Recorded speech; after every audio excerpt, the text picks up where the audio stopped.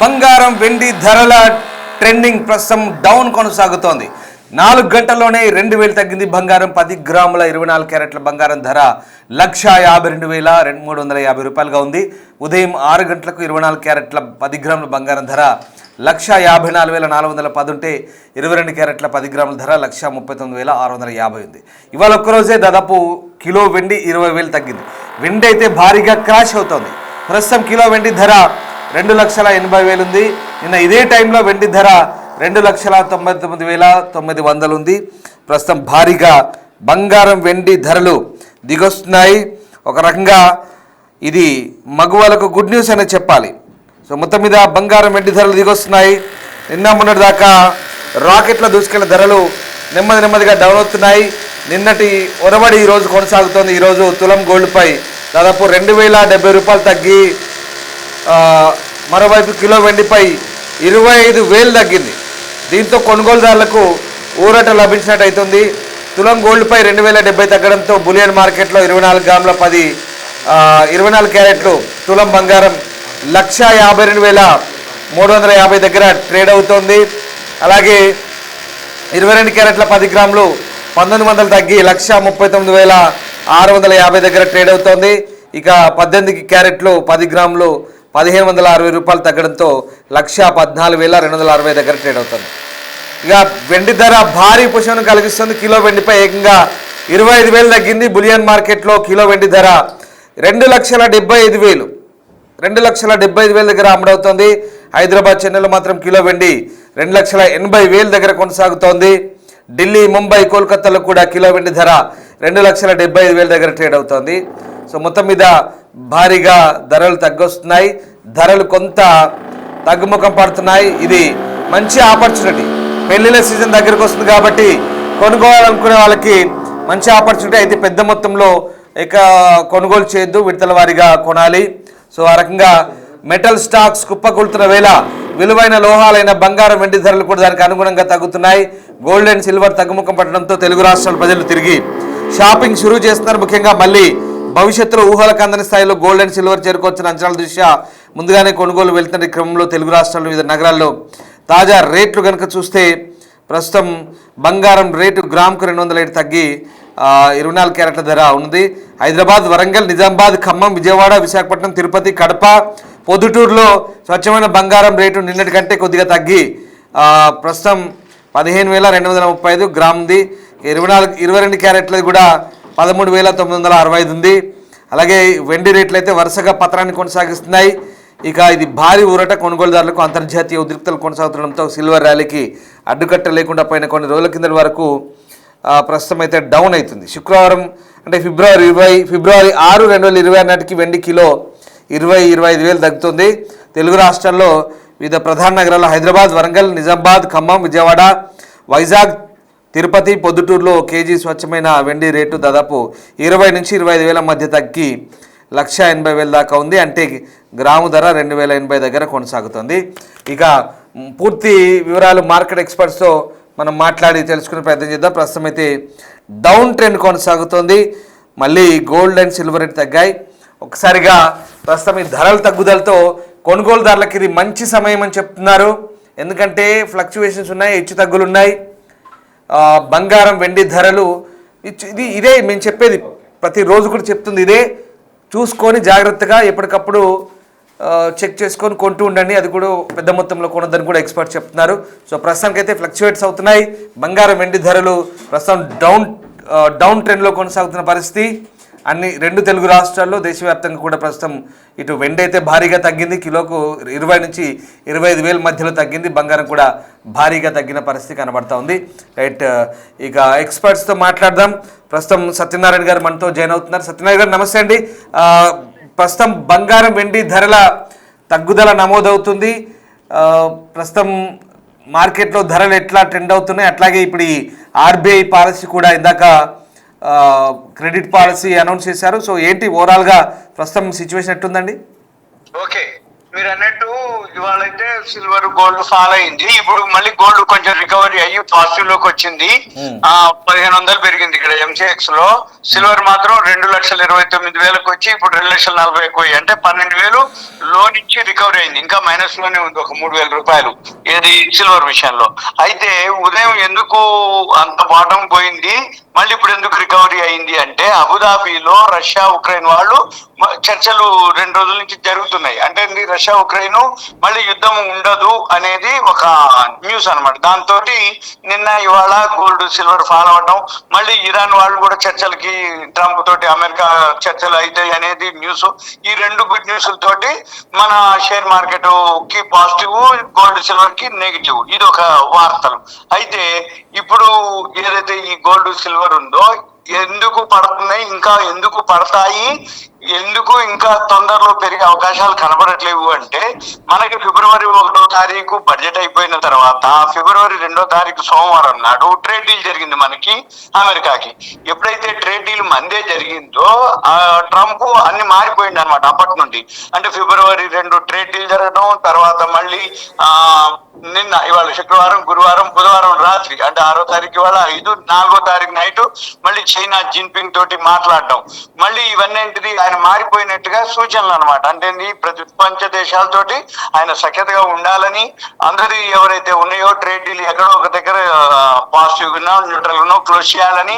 అయితే మెయిన్ మందే ఉండేది, అది మందే సాల్వ్ అయిపోయినాక ఆయన ఎంత మారిపోయింది అనేది మనకు తెలిసిపోతుంది అనమాట. దాంతో ఇప్పుడు ప్రపంచ దేశాలన్నీ కూడా మళ్ళీ మిత్రత్వం కోరుకోవటం, ట్రంప్ కూడా ఇక ఓకే ఇక ఫ్రెండ్లీగా ఉంటుండు, అందుకని ఇప్పట్లో ఆయన ఏమి మళ్ళీ అంటే బ్యాడ్ ఏమి చేయకపోవచ్చు అనే ఉద్దేశంతో అదొకటి. రష్యా ఉక్రెయిన్ మళ్ళీ చర్చలని, ఇరాన్ తోటి కూడా చర్చలని, ఇవన్నీ పాజిటివ్ న్యూస్ అయ్యేటప్పటికి ఈ గోల్డ్ సిల్వర్ ఫాలో అవడం జరిగింది. ఇంకా ఫాలో అయ్యే సూచనలే కనపడుతున్నాయి. ఎందుకు అంటే ఇక ఒక స్టేజ్కి వచ్చినాక ఇక పెద్దగా పడటాలు పెద్దగా పెరగటాలు ఉండవు. ఎందుకోసం అంటే స్తబ్దత అంటారు. అంటే కొంచెం పెరుగుతుంది, కొంచెం పడుతుంది. ఇక బ్యాడ్ న్యూస్ లేవు, మనకి ఈవెంట్స్ లేవు. మనకి ఏదైతే ట్రేడ్ డీల్ మెయిన్ అదే ఉండే, ఆ ట్రేడ్ డీల్ మనకి క్లియర్ అయిపోయింది. అలా ప్రపంచ దేశాల్లో 1, 2 ఏదైనా మిగిలిన నెగ్లిజిబుల్, ఆయనకి వాళ్ళకు కూడా నెగ్లిజిబుల్. అంటే చిన్న చిన్న దేశాలు అవి. ఈ చిన్న చిన్న దేశాలు ఇప్పుడు ఇవన్నీ జరిగినాక ఇక ఆయనే మారిపోయింది అన్నట్టు. మారిపోయి ఏదో ఒకట్లే ఇక ఎంతో కొంతలే అని ట్రేడ్ డీల్ క్లోజ్ చేస్తారు. ఇక ఈ ట్రేడ్ డీల్ క్లోజ్ చేసినాక ఇక ఆయన పని ఆయన చేస్తాడు, మన పని మనం చేస్తాం. ఎప్పుడైతే ఇప్పుడు ట్రేడ్ డీల్ అయిందో మనకి మన ఇండియన్ ఎకానమీ గ్రోత్ రావటం, మన ఇండియన్ ఎకానమీ చాలా స్ట్రాంగ్ అయింది. అంటే రూపాయి బలోపేతం అవటం, తర్వాత ఎక్స్పోర్ట్స్ పెరగటం, మన సంవత్సరాల నుంచి వేరే దేశాలు ఇరాన్ అనుకోండి, యూరోప్ అనుకోండి, యూరోప్ తోటి FTA ఫ్రీ ట్రేడ్ అగ్రిమెంట్ కుదుర్చుకోవడం, ఇవన్నీ చేయాలి. మళ్ళీ వాళ్ళకి ఎక్స్పోర్ట్ చేయాలి మనము, మళ్ళీ ఇప్పుడు అమెరికాకి ఎక్స్పోర్ట్ చేయాలి. దాంతో మన మార్కెట్లు అంటే షేర్ మార్కెట్ కి చాలా పాజిటివ్, మన ఎకానమీ స్ట్రాంగ్ అయింది, గ్రోత్ అవుతుంది. ఇది ఇంతవరకు గోల్డ్ సిల్వర్ కథ. ఇక ఇప్పుడు ఇవాళ మీరు అన్నట్టు RBI వడ్డీ రేట్లు అనౌన్స్ చేయడం జరిగింది. ఏం లేదు, ఫ్లాట్ గానే ఉంచారు, న్యూట్రల్ అంటాం దాన్ని. ఈ న్యూట్రల్ ఫ్లాట్ ఉంచే దాన్ని ఏమంటామంటే అమెరికాలో ఏదైతే వడ్డీ రేట్ల డెసిషన్ అయిందో అక్కడ కూడా వాళ్ళు న్యూట్రల్ ఉంచడం జరిగింది. జనవరి 28 ఇప్పుడు 6. తర్వాత ఇప్పుడు ఏం జరిగింది, మనం కూడా అలానే ఉంచుతాం. అమెరికాలో వడ్డీ రేట్లు న్యూట్రల్ గురించి మనం కూడా న్యూట్రల్ ఉంచాలి.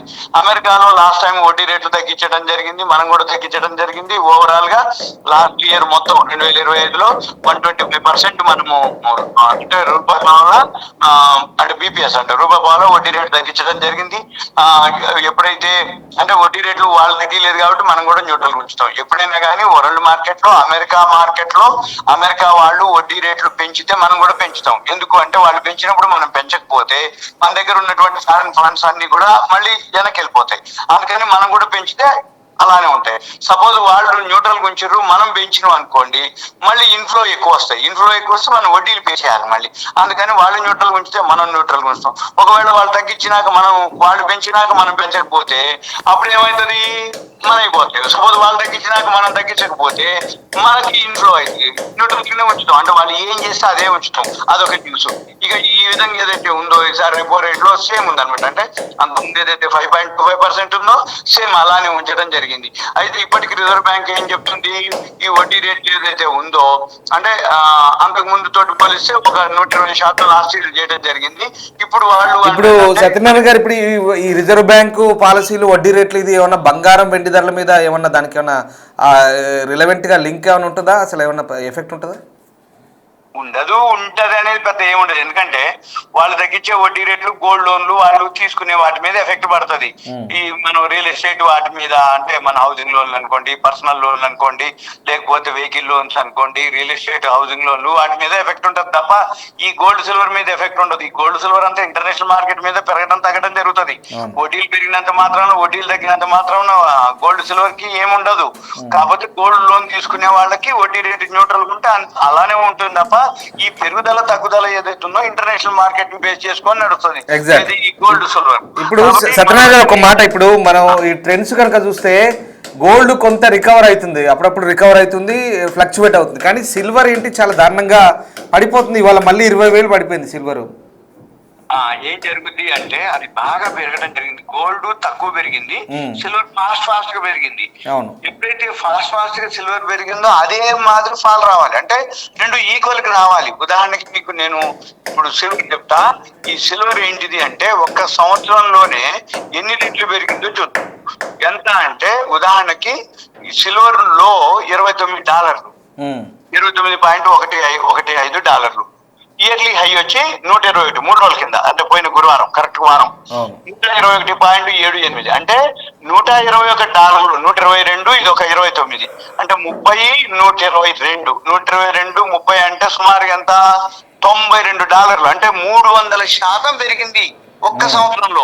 మరి ఇన్నేళ్ల చరిత్రలో $29 లేదు, ఒక్క సంవత్సరంలోనే $122 పోయింది. అంటే మరి ఎంత 300 రెట్లు పెరిగిన తర్వాత అదంతా తగ్గాలన్నట్టు, అంత తగ్గదు.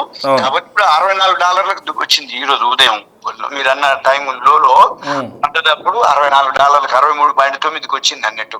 అంటే 121 నుంచి ఒక్కసారి $64 వచ్చింది. 63.9 అంటే 64, అంటే 36, 37, $57 పడ్డది 4-5 రోజుల్లోనే, పోయిన గురువారం నుంచి ఒక్కసారిగా. అంటే ఇన్నేళ్ల చరిత్రలో $29 వస్తే ఈ ఒక్క 4 రోజుల్లోనే $57 ఫాల్ అయిపోయింది ఏది, సిల్వర్. అందుకని సిల్వర్ లో బాగా వల్టాలిటీ ఉంటుంది. 20,000, 25,000 దానికి నెగ్లిజిబుల్. అయితే ఇప్పుడు మనం చూడవలసింది ఏంటిది, ఏదైతే అంటే ఇప్పుడు దీంట్లోకి వచ్చినాం మళ్ళీ, అంటే వడ్డీ రేట్ల దాని మీద అయినాక మళ్ళీ దాని మీద చూద్దాం. ఇప్పుడు రిజర్వ్ బ్యాంక్ వాళ్ళు చెప్పడం ఏంటంటే ఎకానమీ స్ట్రాంగ్ ఉంది, ఇన్ఫ్లేషన్ మామూలుగా ఉంది, మంచిగా మనకి సానుకూలంగా ఉంది. ఈ ట్రేడ్ డీల్ వీటితోటి మన యొక్క దేశం యొక్క ఆర్థిక వ్యవస్థ పటిష్టంగా ఉంది. ఇప్పుడు థర్డ్ క్వార్టర్ రిజల్ట్స్ రావడం జరుగుతుంది, ఇవి కూడా బాగానే పాజిటివ్ లోనే ఉన్నాయి. అందుకని అసంఘటిత రంగంలో స్థిరమైన వృద్ధికి ఇది రెడీగా ఉంది మ్యానుఫ్యాక్చరింగ్ యూనిటీ అనేది ఒకటి. అయితే ఇప్పుడు ఈ మధ్య కాలంలో కుదిరినటువంటి భారత్ EU అంటే FTA, ఫ్రీ ట్రేడ్ అగ్రిమెంట్, స్వేచ్ఛ వాణిజ్య ఒప్పందం, మళ్ళీ భారత్ అమెరికా ట్రేడ్ డీల్ జరగటం, ఇవన్నీ మనకి తెలిసిపోతుంది. స్ట్రాంగ్ అవుతున్నాం మనము, వరల్డ్ లో మనం ఎకానమీ స్ట్రాంగ్ అవుతున్నాం, ఇవి మనకు తెలిసిపోతుంది మన ఎకానమీ ఎంత రాబోయే రోజుల్లో ఎంత గ్రోత్ ఉండబోతుంది అనేది. అయితే ఈ గ్రోత్ ఏదైతే ఫైనాన్షియల్ ఇయర్ కి 7.4% వృద్ధి అవుతుందని వాళ్ళు అంచనా వేయడం జరిగింది. ఇప్పుడు ఫస్ట్ క్వార్టర్కి వచ్చేటప్పటికి 6.9 అని, రెండో త్రైమాసికానికి 7% అవ్వచ్చు అనేది ఓవరాల్ గా అయితే ఫైనాన్షియల్ ఇయర్ ఎండ్కి 7.4% వృద్ధిలోకి రావచ్చు అనేది వాళ్ళు అంచనా వేసి అనౌన్స్ చేయడం జరుగుతుంది. మళ్ళీ ఇప్పుడు ఈ ఫైనాన్షియల్ ఇయర్ లో ద్రవ్యోల్బణం 2.1% ఉండొచ్చు అనేది 2026-27కి, అప్పుడు మళ్ళీ అంటే నెక్స్ట్ ఫైనాన్షియల్ ఇయర్ కి ఫస్ట్ త్రైమాసికంలోకి 4% వరకు ఉండొచ్చు అని, మళ్ళీ రెండో త్రైమాసికానికి 4.2% ద్రవ్యోల్బణం కొంచెం మధ్యలో పెరుగుతుందిలే.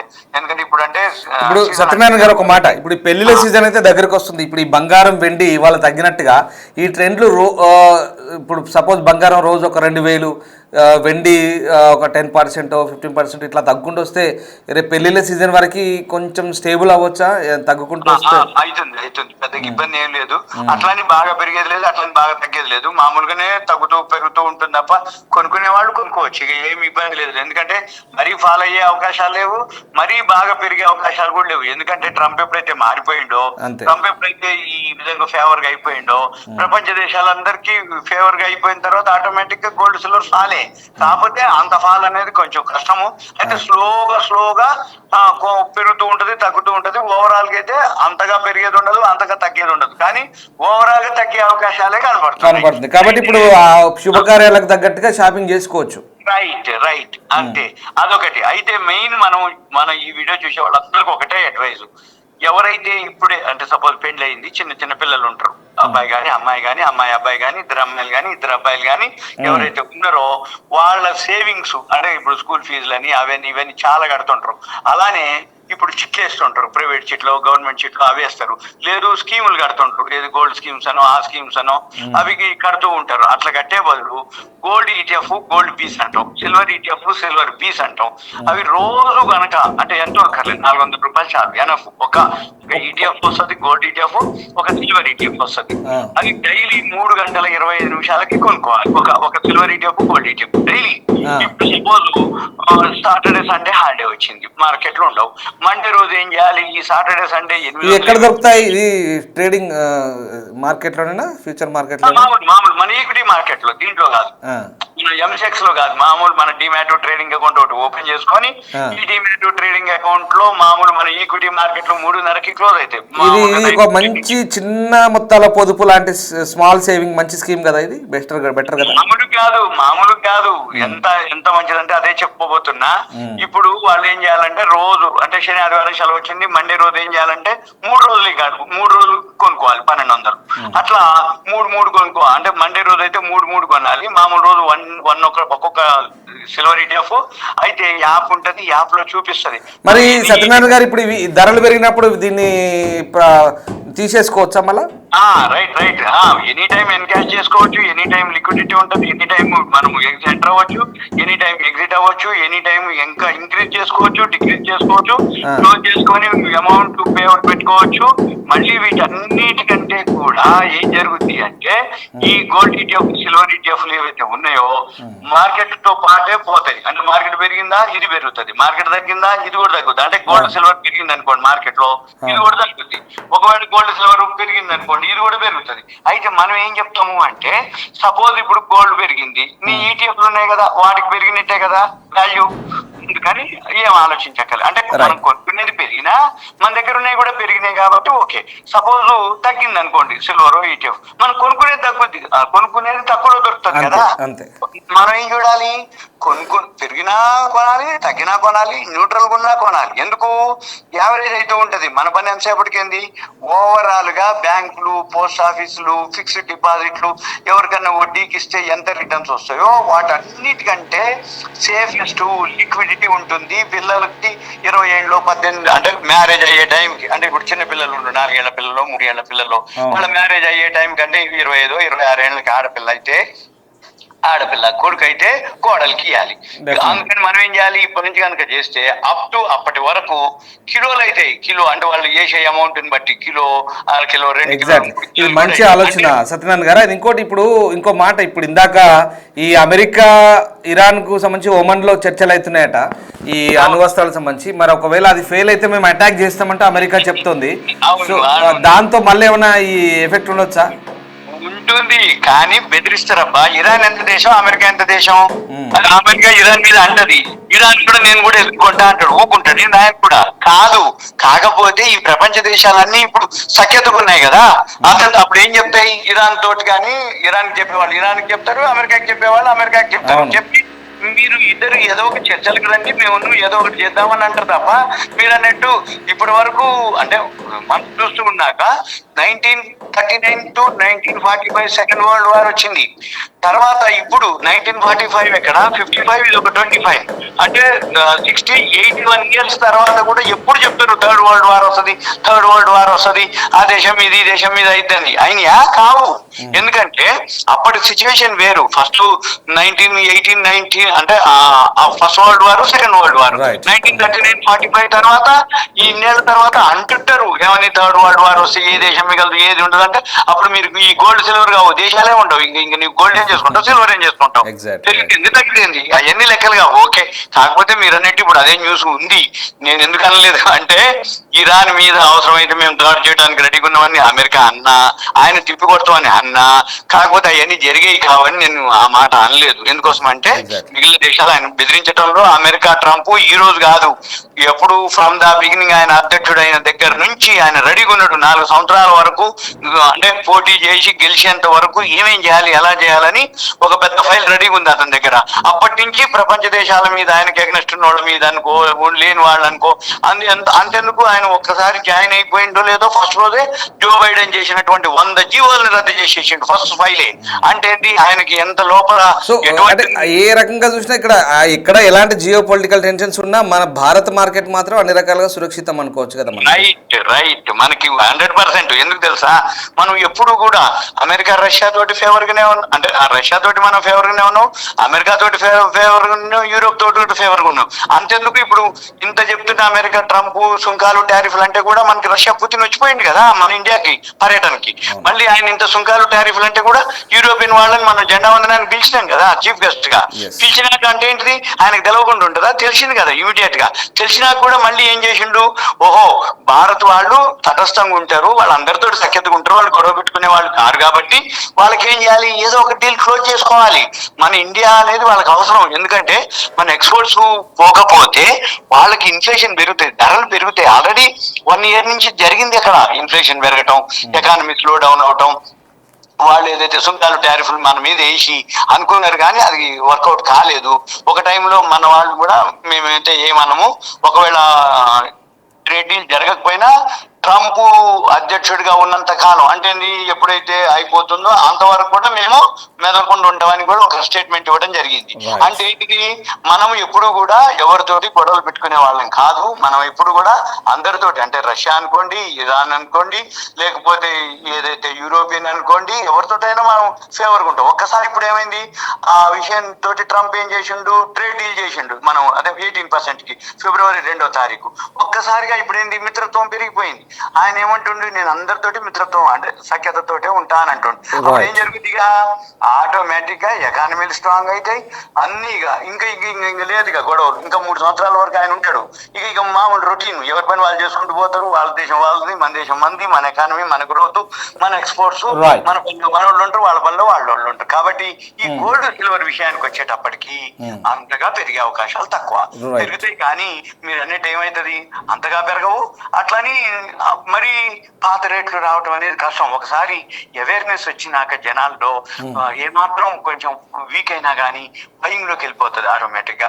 మళ్ళీ పెరిగినప్పుడు ఆటోమేటిక్ గా వాళ్ళు అంటే ఇన్వెస్ట్మెంట్ కి ఇప్పుడు అందరూ బిజినెస్ మెంటాలిటీకి వచ్చేసారు. గోల్డ్ అనుకోండి, సిల్వర్ అనుకోండి, ఈ డిజిటల్ అనుకోండి, ఈటీఎఫ్లు అనుకోండి, ఇవన్నీ అవేర్నెస్ వచ్చినాక మామూలుగా లేవు. ప్రతి నెల డిమాట్ అకౌంట్లు ఓపెన్ అవుతుంది, ఎస్ఐపీలు, మ్యూచువల్ ఫండ్స్ ఇవన్నీ అయ్యేటప్పటికి కొంచెం తగిన మామూలుగానే అట్లని ఇన్వెస్ట్మెంట్ అయితే safe. Right yes. Thank you very much Satyanarayana garu. Thank you. So ఇది బంగారం వెండి ధరలు ప్రస్తుతం కాస్త తగ్గుతున్నాయి, కాస్త దిగొచ్చాయి, మొత్తం మీద నెమ్మదిగా డౌన్ అవుతున్నాయి. ఎక్స్పర్ట్ చెప్తున్న ప్రకారం మరీ భారీగా తగ్గే ఛాన్స్ లేదు, మరీ భారీగా పెరిగే ఛాన్స్ లేదు. కొంత డౌన్ఫాల్ అయితే ఉంది, అటు ఇటుగా ఫ్లక్చువేట్ అవుతున్నాయి. సో రకంగా ఇవాళ తులం బంగారం మీద 2070 రూపాయలు తగ్గింది, కిలో వెండి మీద దాదాపుగా 20,000 తగ్గింది. ప్రస్తుతం కొనుగోలుదారులకైతే ఇది పెద్ద ఊరటనే చెప్పాలి. సో ఆ రకంగా ప్రస్తుతం బంగారం వెండి కొనుగోలు చేసే వాళ్ళకైతే ఇది మంచి సీజనే. సో శుభకార్యాలకు, పెళ్ళిళ్ళకు కొనుక్కునేయాలనుకునే వాళ్ళకు ఇది టైం మంచి టైంగానే చెప్తున్నారు. సో ఆచితూచి ఆలోచించి కొనుక్కోండి. మీ పెట్టుబడి పెట్టే ముందు మీ విచక్షణ బట్టి కొనుక్కోవాలా వద్దనేది మీ చుట్టుపక్కల వాళ్ళు తెలిసిన వాళ్ళను అడిగి దాన్ని బట్టి షాపింగ్ చేసుకోండి. బట్ ఇది షాపింగ్కి అయితే మంచి టైం అని చెప్తున్నారు.